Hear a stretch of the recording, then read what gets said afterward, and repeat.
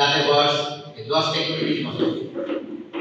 প্রথমে এই গ্রুপটা হয়, এদের যারা ডোবার পরে ঘরের বাইরে আসতে, যারা ছাত্র তাদের পড়ার টেবিলে বসা।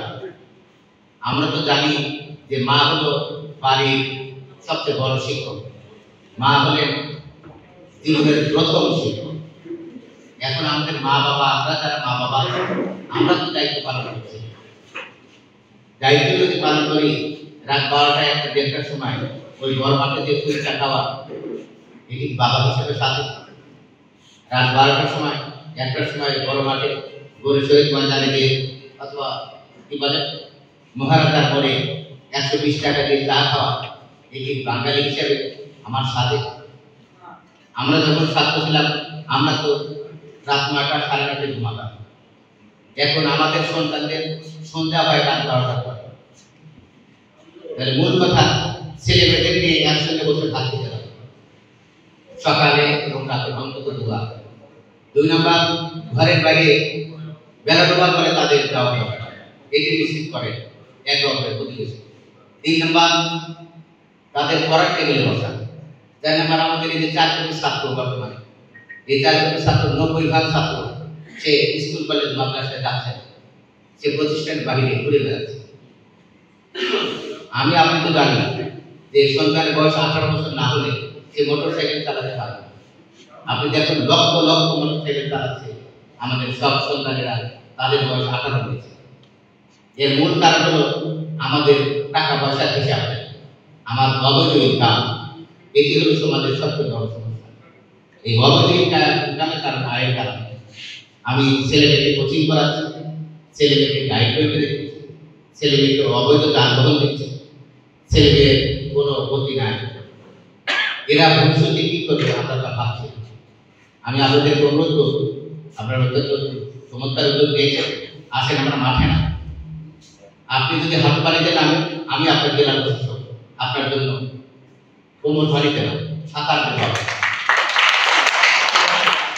মহোদয় অনেক কথা বলছেন, তিনি অনেক ভালো কাজ করছেন, আমরা কাজ করতে চাই।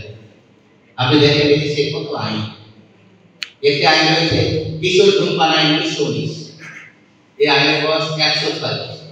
মোটা দাগে যদি বলি, আমাদের সমাজ, আমাদের যুব সমাজ বা আমাদের জাতি বড় একটা বিপদে পড়েছে এই নেশাজাতীয় দ্রব্যের কবলে পড়ে। একটা খবর আমার মনে হয়, দেশের যদি কাউকে জিজ্ঞেস করে 1 নম্বর সমস্যা কি, মাদক। যদি বলা হয় যে 2 নম্বর সমস্যা কি, সেটাও মাদক। যদি বলা হয় 3 নম্বর কি, সেটাও মাদক।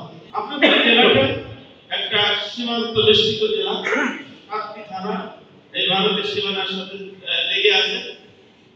আমাদের সমস্ত মাদকই, আমাদের কোনো মাদকই আমাদের দেশে ফ্যাক্টরি নাই, দেশের চাষও হয় না। ইয়াবার চাষ হয়েছে শুনছেন, তারপরে গাঁজা এলাকায় গাঁজার চাষ হয় শুনছেন, সিলেট এলাকায় আমাদের চায়ের চাষ হয়, চা বাগান আছে, আপনাদের পত্রগুলো চা বাগান, কিন্তু গাঁজার চাষ হয় এটা আমরা শুনি না।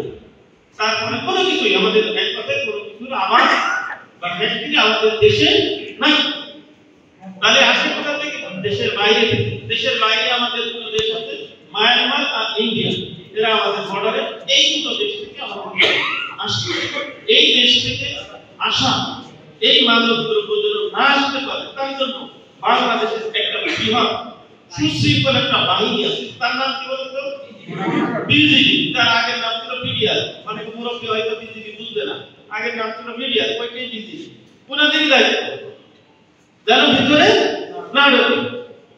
তাহলে যেহেতু ঢুকতেছে, তাহলে ওনাদের ওখানে ছিদ্র আছে, ছিদ্র আছে কিনা? ওনারা ইচ্ছে করে পাঠাচ্ছে, এটা আমি বলবো না, এটা আমি বিশ্বাস করি না, আমি বিশ্বাস করতেও চাই না। ছিদ্র আছে, ছিদ্রতে ঢুকে যায়, তাহলে ছিদ্রটা বন্ধ করতে হবে, 1 নম্বর কথা। ঠিক আছে? 2 নম্বর, ওই ছিদ্রদের কোনো ফাঁকে হয়তো ঘুমাই গেছে আমাদের পৃথিবী, ঠিক আছে, ঘুমের ফাঁকে হয়তো ঢুকে গেছে। এই যদি ঢুকে যায়, এইটা ধরার দায়িত্ব কার বলেন তো? তুই বলতে পারেন নাকি? পুলিশের। এই জায়গাটাই ভুল করছে, এই জাতি এই জায়গাটাই ভুল করছে। বড় ভুলটা এখানে না, পুলিশের এটা দায়িত্ব না, পুলিশের দায়িত্ব পরের জায়গায়। আমি শুধু বলছি দায়িত্ব আছে মাদক দ্রব্য নিয়ন্ত্রণ অধিদপ্তরের কর্মকর্তা এখানে বসে আছে, ভুল বলছি নাকি ভাই? এই যে সামনে সামনে এই যে ডিস্টার্ব বলতে না ভুল বলি না, তার মানে ভুল বলি নাই, ঠিক আছে? তিনারা তাহলে আমাদের ওখানে বিজেপি বিজেপি ব্যর্থ হলো, আর মাদক দ্রব্য নিয়ন্ত্রণ অধিদপ্তর সেগুলো আসার সাথেই ধরতে পারলো না। তাহলে দুই জায়গায় বের করছে, তাহলে এই দুই জায়গাটায় এনাদেরকে আগে ঠিক হইতে হবে। কথা কি বুঝা গেছে? পরের দোষ দেওয়ার আগে নিজের দোষটা আগে ঠিক করতে হবে, নিজের সন্তানকে আগে ঠিক করতে হবে। দুই সন্তান মারামারি করছে, আমরা কি করতাম? মুরব্বী কি করতে নিজে কেন ঠিক না, তুই কেন দিলি এই কাজটা এইটা বলবো, এই সমাজ থেকে এই জিনিসটা উঠে দেখি এমন কি ওর ছেলে খারাপ, ওই ছেলেই খারাপ, আমার ছেলে ভালো, সমাজটা এখানেই শেষ।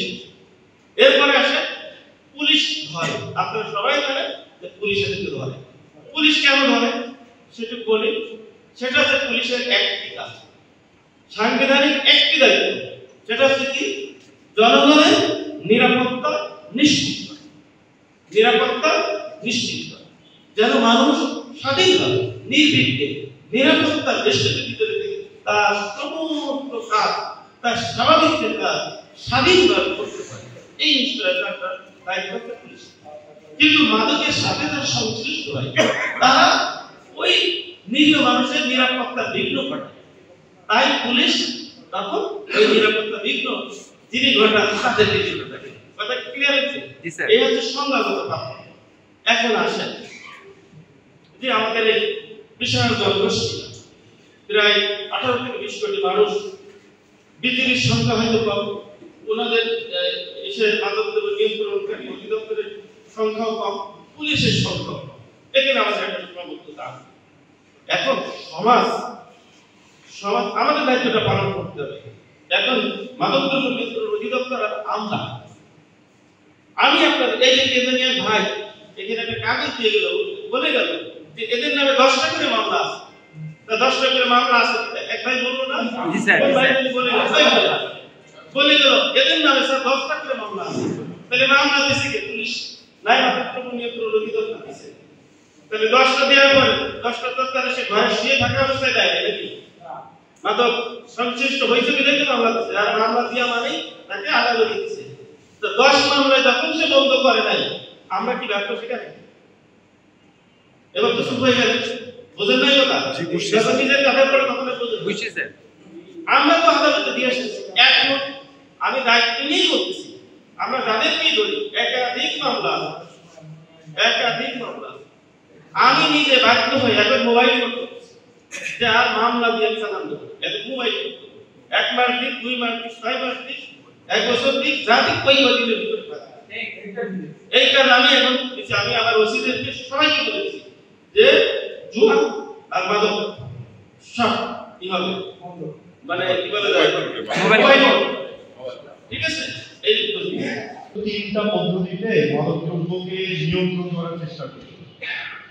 তার মধ্যে একটা হচ্ছে সবচেয়ে বেশি গুরুত্বপূর্ণ যেটা, সেটা হচ্ছে চাহিদা হ্রাস করা, মাদকের যেন চাহিদা বৃদ্ধি না পায়, এই বিষয়টা নিয়ে স্যার আমরা কাজ করে থাকি সবচেয়ে বেশি। আজকে আমাদের এখানে যারা বিভিন্ন গুরুত্বপূর্ণ ব্যক্তিত্ব উপস্থিত রয়েছে, আপনারা এই বিষয়ে সবচেয়ে বেশি ভূমিকা পালন করতে পারেন এবং আমরা আপনাদেরকে নিয়েই বেশি আলোচনাগুলো করে থাকি। কারণ আপনি যদি সিদ্ধান্ত নেন, আপনি আপনার পরিবারে, আপনার আশেপাশে যারা আছে তাদের কেউ মাদক সেবন, মাদকের ব্যবসার সঙ্গে কেউ জড়িত হতে পারবে না। আপনারা যারা ভালো মানুষ রয়েছেন সমাজে, তারা যদি সংঘবদ্ধভাবে শক্তি গড়ে তোলেন, তাহলে আমার মনে হয় মাদককে নিয়ন্ত্রণ করা সম্ভব।